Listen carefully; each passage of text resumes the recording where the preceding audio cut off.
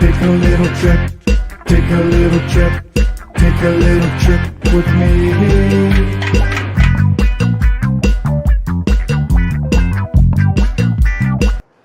Welcome to this Tuesday trip. It is September 10th.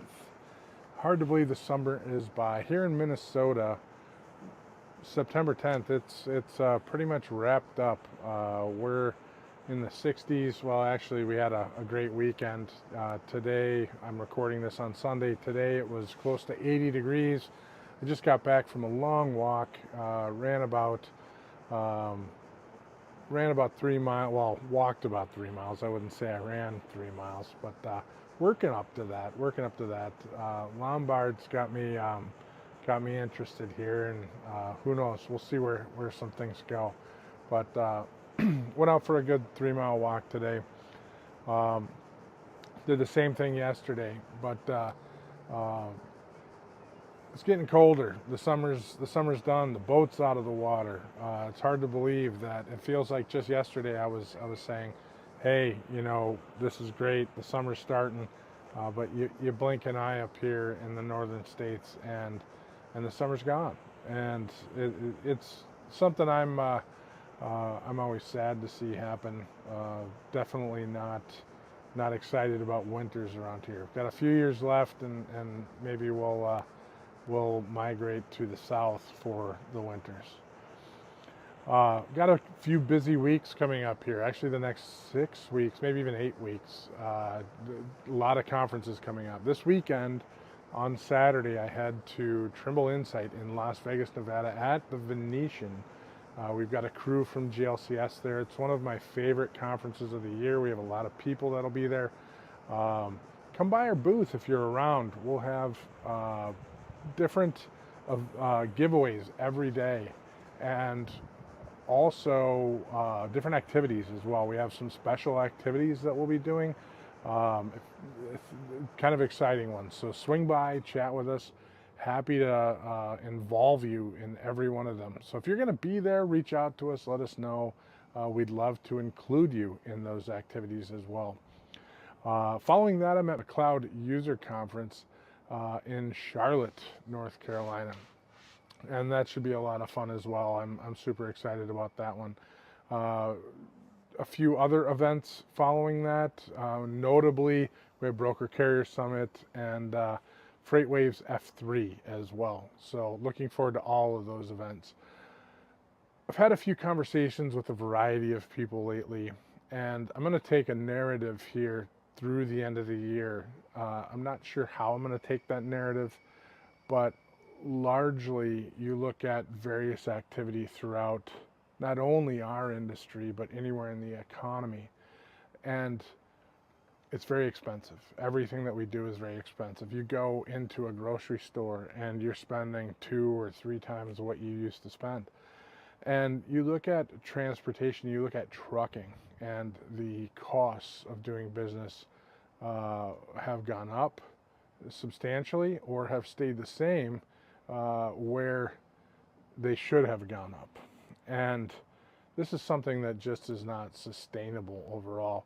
You look at services that are provided, but I challenge every business in transportation logistics, every business, to evaluate every product and service that you have to ensure that you need it.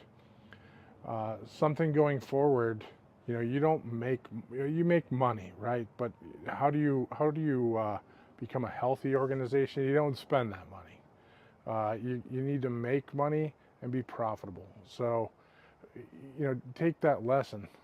Don't spend that money. Make sure that if you are going to spend money, it's effective.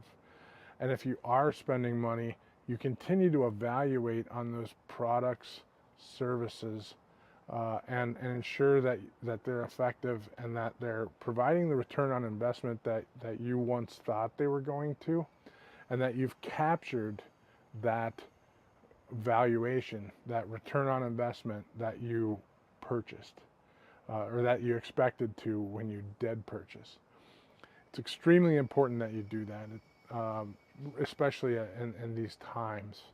It's the difference of being in business or being out of the business. It's the difference of waking up in the middle of the night being worried about, are you going to make payroll tomorrow, or sleeping well. These are significant motions that you should take in your business if you're not doing. Believe many people take these actions. Some services that you have need to be looked at. Interest in general should be looked at. If you're spending money on interest, you should be burning, and you have the ability to burn that down, you should be burning that down. That is not a healthy spend for any organization anywhere. And I know that's hard to say with the large capital expenditures that we have in transportation logistics, but tactically, the less interest that you can spend, the healthier that you're going to be with how large the capital expenditures are. I saw someone in a social media feed today is, how can we be expected to operate when our customers don't pay us for net 30? And I would say definitively, you shouldn't be expected to operate when your customers pay you net 30.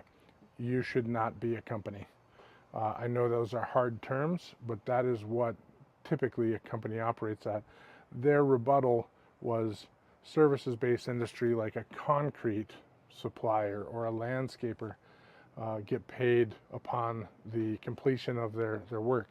And that's true when you're working with a homestead, when you're not working on the commercial side. If you're working on the commercial side of landscaping or any of those services, you're not getting paid when you complete that work. You're getting paid on a terms-based negotiation with the corporate entity that you've negotiated that deal with. But if you're working on a